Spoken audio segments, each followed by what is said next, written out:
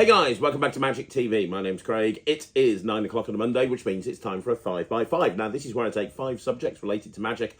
I spend 5 minutes talking about each subject, and then I move on to the next subject. It's always quick, it's always snappy, and you never know what you're going to get. Well, today, I'm going to be doing a 5x5 specifically about Ace Productions.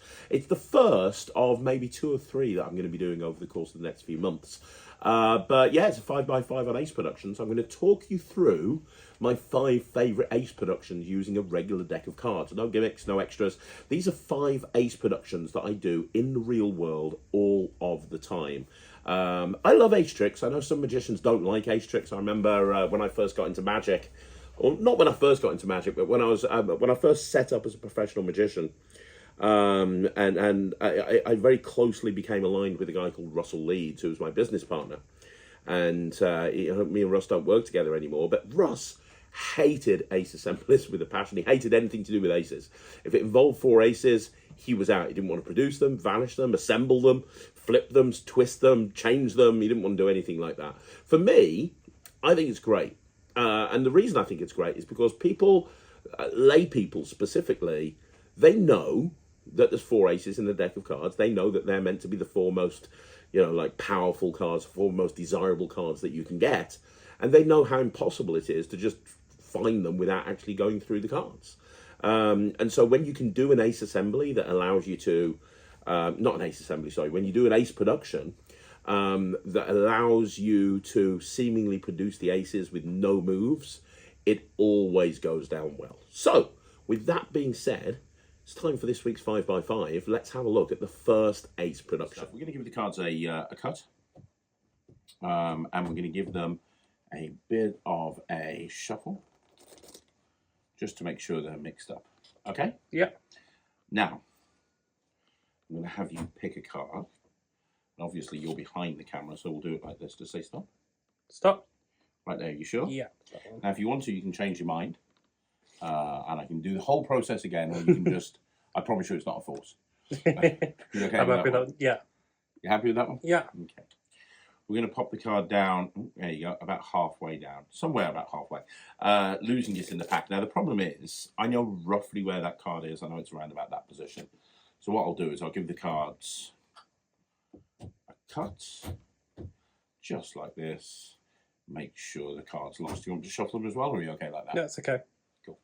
So somewhere in here, we have your card. Now, I don't really know where that card is, but I know it's somewhere in there. I don't need to know where it is because the cards are going to tell me what your card is. Check this out. This is amazing. 1 cut. These cards tell me everything that I need to know. So the first card is this one here. This is the Ace of Diamonds. Now, this tells me that your card is a red card because that's a diamond, you see. If it was a black card, it would tell me it's a black card. I know that your card is a red card because that is a red card. Now, the next card here is a 7 of spades. Now, this one tells me that your card is neither high or low because this is a 7. It's kind of middle of the road. So your card is going to be middle of the road as well. It could be a 5, could be a 6, maybe a 7, but probably not because that's a 7. Could be an 8, but, whatever. And then the last card, this is the most important one. This one here, this tells me where your card is, you see. And that's a 3. So because it's a 3, all I have to do is just count 1, 2, 3.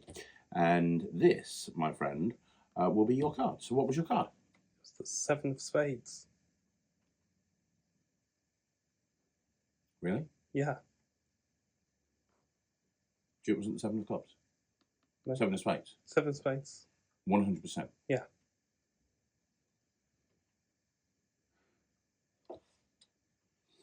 Do you know what this card tells me? It's the 7 of spades. Your card's the 7 of spades. And do you know what these 4 cards tell me?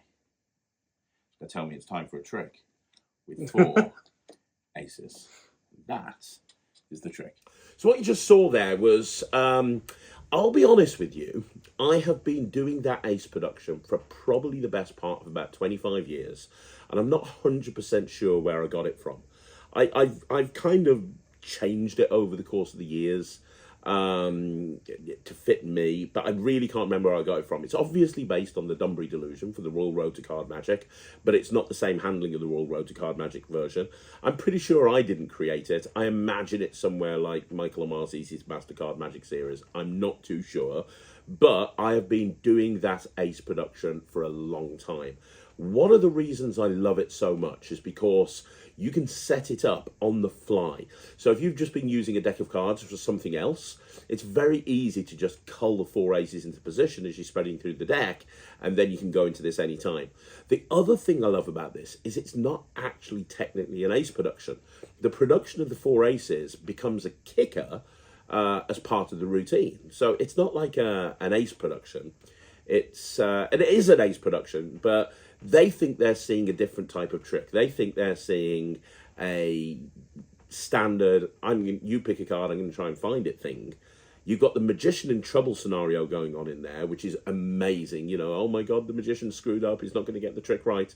And then you've got the moment where you actually show that you have got the trick right. They think the trick's over, and then you've got the 4 ace production. And I think it becomes more impressive because they're not expecting the 4 aces to appear. Now, if you look at the structure of the routine, you see that I actually show one of the aces at the very beginning, but that's never remembered. And that doesn't diminish the actual impact of the other 4 aces appearing. I will say one more thing, which is any version of Dunbury Delusion where you're kind of having someone pick a card and then you're showing other cards and their card shows up as part of the other cards that you're showing, is such a strong plot.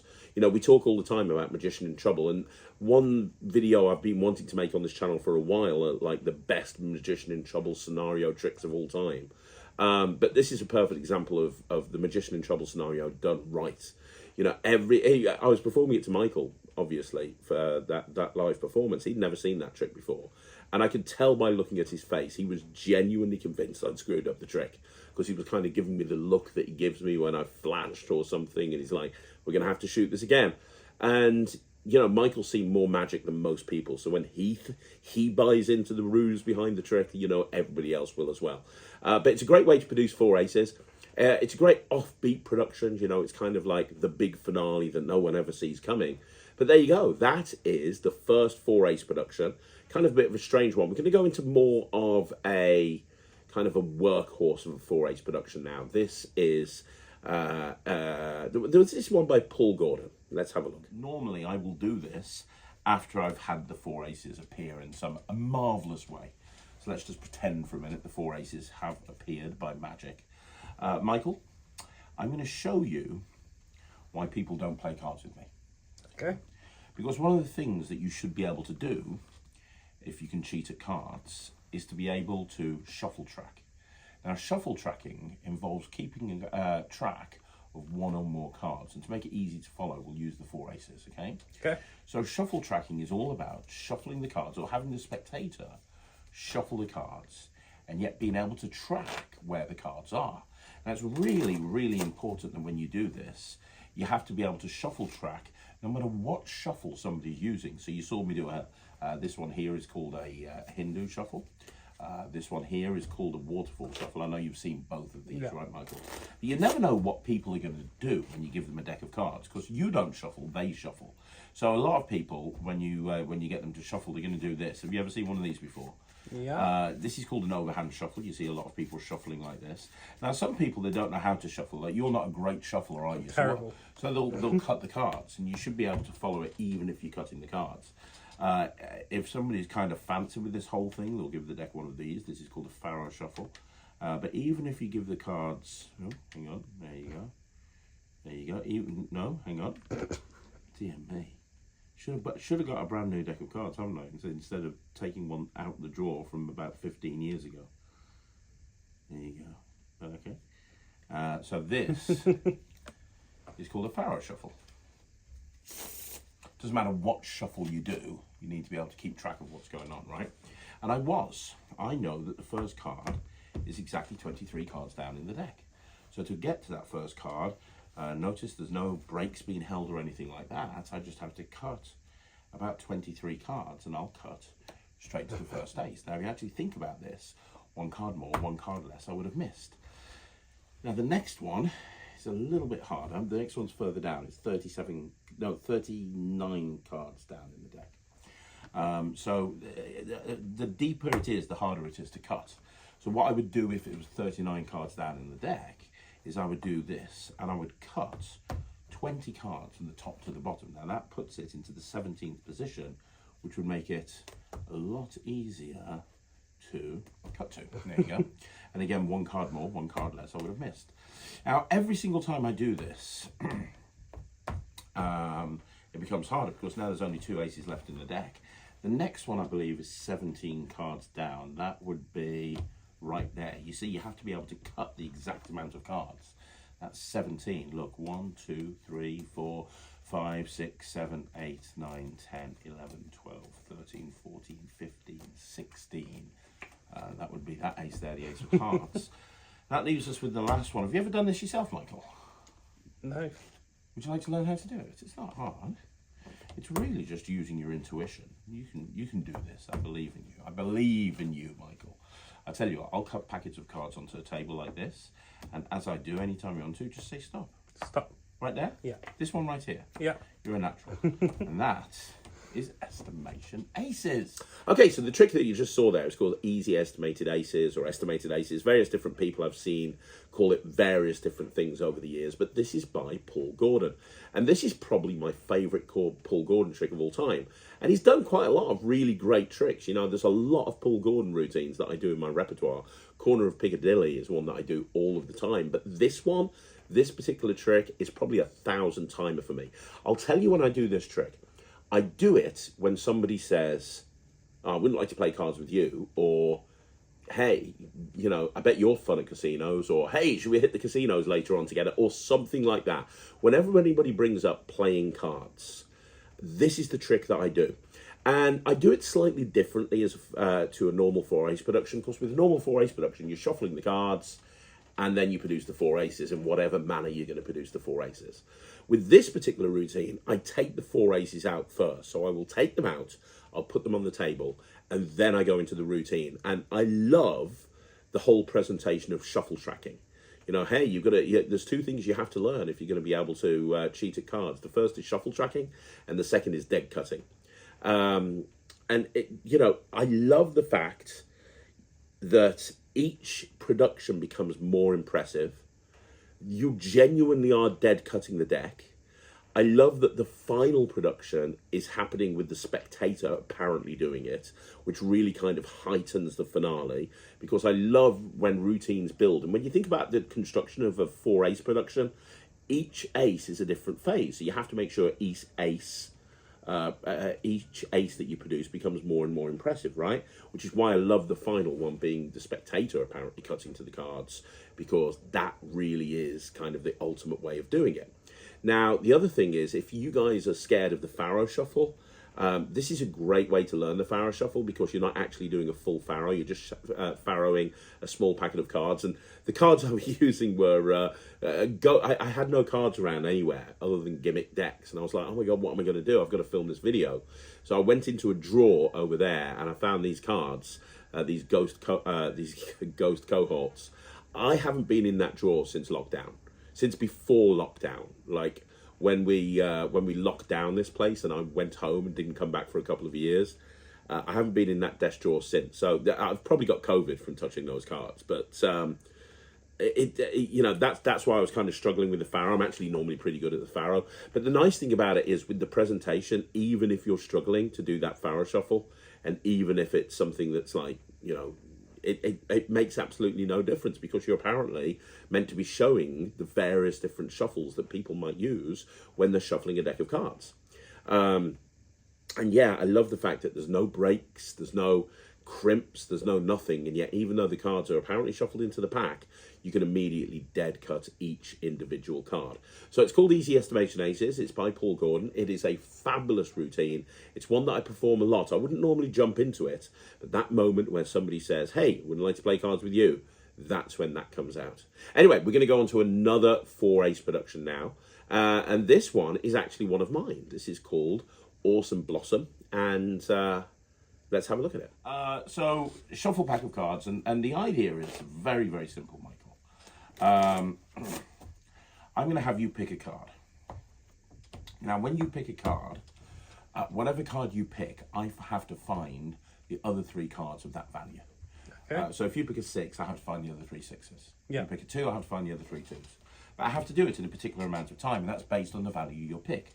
So if you pick a 10, I've got 10 seconds to find the other 3 10s.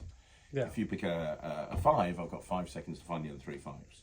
So ideally, as high a card as you can get would be good, Michael. And you can pick anyone you want to. So I'll tell you what, just say stop. Stop. Right here. So you could have stopped anywhere there, but you stopped right here. And let's have a look at what you stopped at. You stopped at an ace. Now, to be clear, the ace could have a value of 1 or 11. What would you like this to have a value of? 1. Thanks, mate. I appreciate that. Okay, so I've got 1 second to find the other 3 aces. At least I don't have to find 4. I've already got the ace of clubs. If I wanted to find the other 3, though, that's kind of super easy. Barely an inconvenience. That's 1, 2, 3, 4 aces from a deck of playing cards. Look at that. So what you have there is Awesome Blossom. And Awesome Blossom is an awesome trick. Now, it's my trick, so I know I'm being biased, but I came up with this about 20 years ago.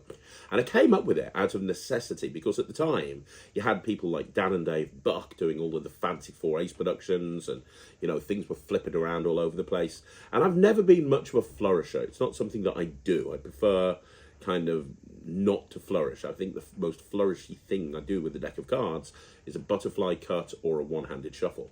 So I was seeing all of these fancy 4-ace productions, and I was like, I'd love to be able to do that, but I don't think I'm ever going to be able to do all the various moves that I need to do in order to be able to perform it. And that's when I kind of said, right, okay, well, let me create my own. And that's where Awesome Blossom came in. And it's available on the net tricks. I'm not trying to sell the net tricks now, but it's one of the hundreds of tricks that are on the net tricks. And it's a great routine to do. Now, the ruse of getting them to pick the card, and, they pick the card, and then you say that the value is going to dictate how long you've got to find the card, and they end up with an ace. That's a Gary Jones bit. That's just a brilliant presentational ruse that just makes it more than just a normal 4-ace production. Because it becomes very, very funny then, especially when you go, now that could be 1 or 11. What do you want it to be worth? 1, thanks. It's a very commercial line to be able to use. And then when you produce in 1 second the other aces, and then the 4 aces are on the table, it's very, very logical. The routine itself is very easy to do. There's almost no moves. It's a great one because you can get into this at any time, anywhere. With just a cull in between routines, you can set yourself up for this. It looks flashy and more difficult than it actually is. It's actually quite an easy routine to do. It's quite an easy production to do. So there you go. You can learn it on the net tricks. It's a 1,000 timer for me, that trick is. I've produced 4 aces using that method, probably more than any other 4-ace production that I've ever done. Although, a close second is what's going to come up now. Let's have a look at this. So this uses a pack of cards, right? And I am going to cut the cards into 4 approximately equal piles. It doesn't actually, I'm lying, it doesn't even need to be equal, as long as it's 4 piles. Yeah. Okay. And when I've cut the cards into 4 piles, that's not the magic bit. Sometimes you do the cutting and you're like, ta-da, but that's not the magic bit. The magic bit comes after I've made the 4 piles. Because you'll see something pretty incredible. 4 piles, yeah? Yeah. Watch. And watch. Watch. Doesn't work. It stopped a while ago. But if I can do this, oh yeah, that's better. Hang on. Yeah, perfect. That would be the 1, 2, 3, 4 aces from a deck of playing cards. Okay, so what you just saw there is probably my favourite ace production of all time. I love performing this. If ever I've got table space, obviously I do a lot of strolling gigs, so I don't always have table space. But whenever I have table space, this is the routine that I'm going to do. And the reason is, it looks really impressive. You know, they know that something's happening when you're cutting the cards. They're not 100% sure what. And then when you have that moment where you're just waving your hands over and the four aces just appear, it looks incredible. It's one of those moments that makes me feel like a real magician. Now, this trick is as old as the hills, and lots of different people have had various different variations of it over the years.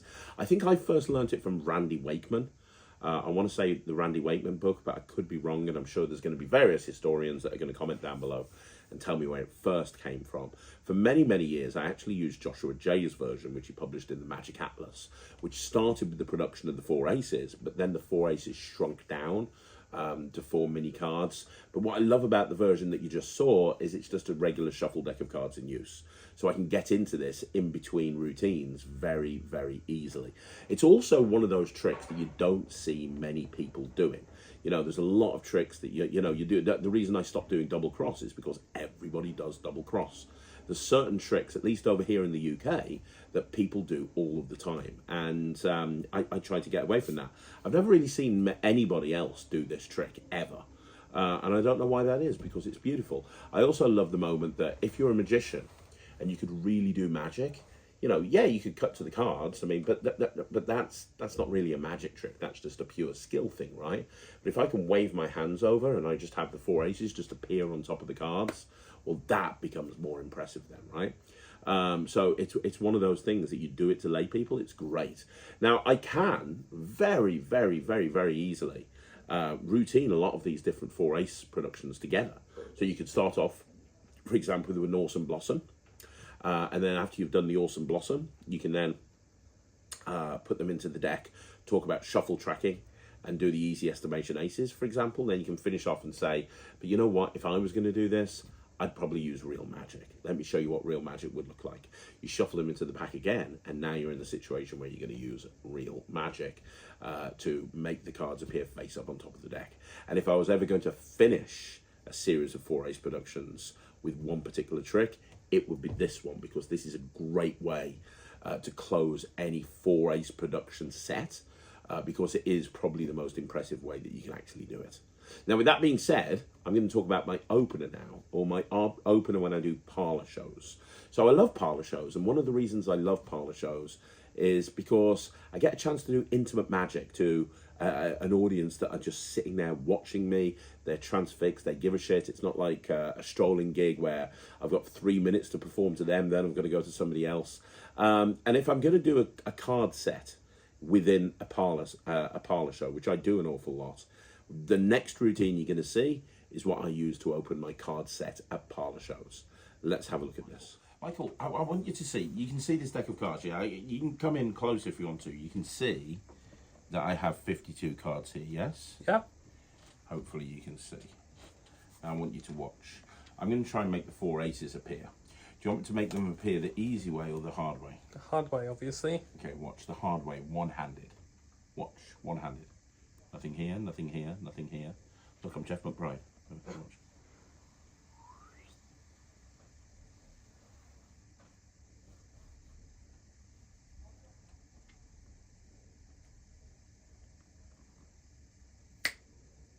What do you think? They haven't appeared. There's the ace of spades, the ace of clubs, the ace of diamonds, and the ace of hearts. Now, what you just saw there uses the ribbon spread hideout, and I've got a few different routines using the ribbon spread hideout on Magic TV and also on the net tricks. It's one of those moves that I don't see many people doing. Now, there are people in the past that have explored ribbon spread hideouts. Ed Marlowe obviously had quite a bit of work on it. You know, more recently, Danny D. Ortiz has got quite a bit of work on the ribbon spread hideouts as well. But you don't see many people using it. And I'm not too sure why, because it is such a strong technique. But as an opening trick, as an opening bit, you can't get much stronger than that. You bring a deck of cards out, you spread them out on the table, you square them up, you spread them again, and you've got the four aces. And I've used this over the years to do a variety of different routines. You know, there's many different things that I've done over the years using this technique. But yeah, this particular routine is just such a strong way of making four aces appear. It really is. The other thing is, and you didn't see this here because I didn't really have a spectator sitting next to me, but if you have got a spectator sitting next to you, you can have them square up the cards. You can have them put the cards on the table, and you can have them spread the cards out, and the 4 aces are now face up in the deck. So it feels completely hands off, like you've done nothing at all, and yet those 4 aces have just appeared there. I mean, there's nothing really else to say about this. There are stipulations, there are things to consider. So, for example, it needs a table. It doesn't need a close-up pad, but it needs a table. You need to be able to spread the cards out on the table. So if you haven't got a table, this is not really a trick that's going to work. You also need to make sure that you set this up before you walk over to the table. So let's say you're doing a restaurant, and I used to do this in restaurants an awful lot. It needs a setup, a couple of seconds setup, so that you walk over with the deck unboxed and ready to go. It's difficult to set this up in front of an audience, which is why it's always been a favourite of mine to do as a parlour show, because I'll walk out with a deck of cards and I'll spread them on the table and I'll go into it. But as long as you know the stipulations and as long as you know the kind of the negatives to this particular production, it's very versatile. So there you go. That is the ribbon spread hideout, or the technique using the ribbon spread hideout to produce 4 aces. So there you go, guys. That's another video in the bag. Another video in the bag. Thank you once again for joining me right here on Magic TV. Now, don't forget, you want to see more videos, like the video, subscribe to the channel, leave a comment down below. I'm going to be back again tomorrow with a brand new video. It's Tuesday tomorrow, so it's Magic News. Wednesday is the Craig and Ryland Review Show. Thursday, Friday, I don't know. We'll figure it out. But until then, I will see you again soon. Thank you so much for watching. Don't forget, if you haven't already done so, join the Netrix. It's www.thenetrix.com. It's my online streaming platform for magicians. It's available immediately. I'll see you again soon. My name's Craig from Magic TV.